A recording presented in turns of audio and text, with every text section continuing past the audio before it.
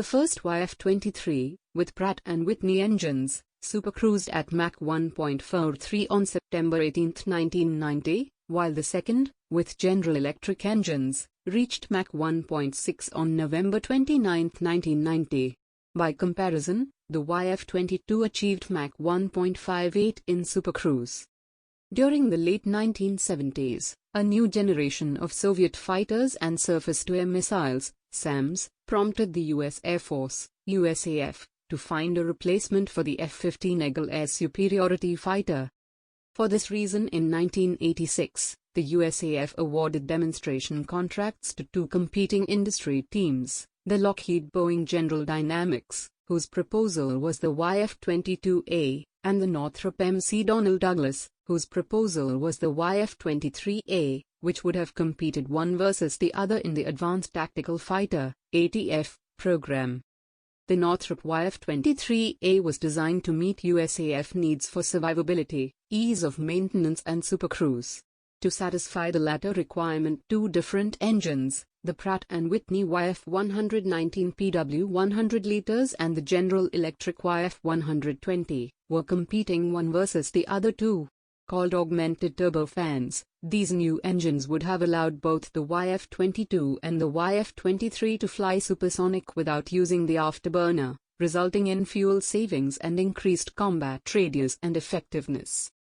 Northrop built two YF-23A prototypes. The first YF-23, serial number 87-0800, prototype Air Vehicle 1, PA-1, was rolled out on the 22nd of June 1990 and took its 50-minute maiden flight on August 27 with Alfred Paul Metz at the controls, while the second YF-23, serial number 87-0801, PA-2, made its first flight on October 26, piloted by Jim Sandberg.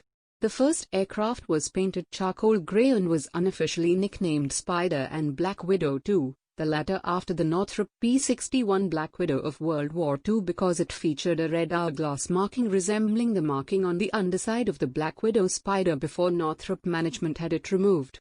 The second prototype, which was powered by General Electric YF-120 engines, was painted in two shades of gray and nicknamed Grey Ghost.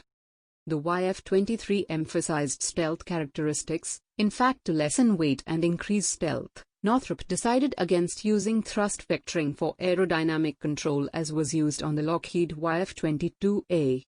The first YF-23, with Pratt & Whitney engines, supercruised at Mach 1.43 on September 18, 1990, while the second, with General Electric engines, reached Mach 1.6 on November 29, 1990.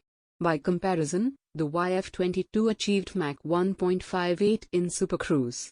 The YF-23 was tested to a top speed of Mach 1.8 with afterburners and achieved a maximum angle of attack of 25 degrees. The maximum speed is classified, though sources state a maximum speed greater than Mach 2 at altitude and a supercruise speed greater than Mach 1.6. The aircraft's weapons bay was configured for weapons launch, and used for testing weapons bay acoustics, but no missiles were fired. Instead, Lockheed fired AIM-9 Sidewinder and AIM-120 AMRAAM missiles successfully from its YF-22 demonstration aircraft. PA-1 performed a fast-paced combat demonstration with 6 flights over a 10-hour period on November 30, 1990. Flight testing continued into December, and saw the two Y-23s flying 50 times for a total of 65.2 hours. The tests demonstrated Northrop's predicted performance values for the YF-23. The YF-23 was stealthier and faster, but the YF-22 was more agile. The two contractor teams submitted evaluation results with their proposals in December 1990, and on April 23, 1991, Secretary of the Air Force Donald Rice announced that the YF-22 was the winner, while the YF-119 was chosen over the YF-120 to power the F-22.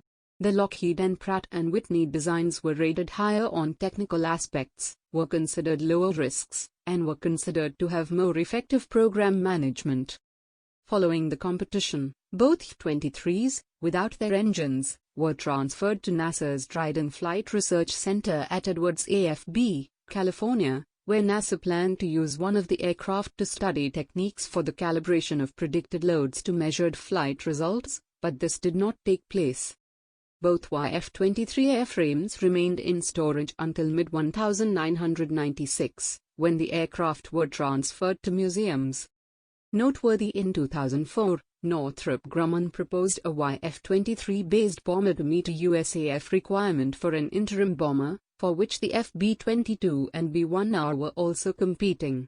Northrop modified aircraft POW-2 to serve as a display model for its proposal, but the chance for the YF-23 to serve in this role ended in 2006, when Quadrennial Defense Review favored a long-range bomber with much greater range, that evolved in the Next Generation Bomber program and then in the Long-Range Strike Bomber, LRSB, Heavy Bomber program.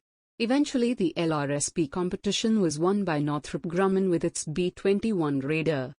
Today the YF-23A PA-1, Air Force serial number 87-0800, is on display in the Research and Development Hangar of the National Museum of the United States Air Force near Dayton, Ohio, while the YF-23A PA-2, AF number 87-0801, is on exhibit at the Western Museum of Flight, at Torrance Airport, Torrance, California.